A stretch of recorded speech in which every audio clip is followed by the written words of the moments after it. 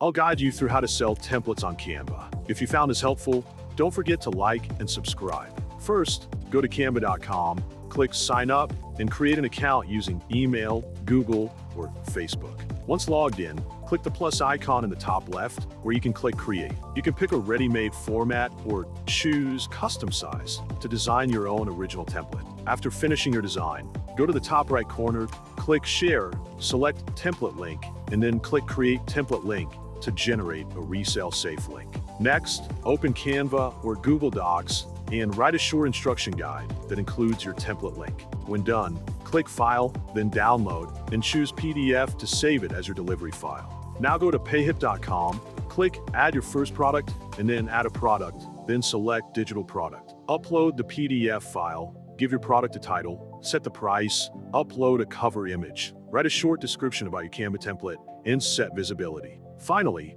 click Add Product to publish it. Your Canva template is now ready to sell.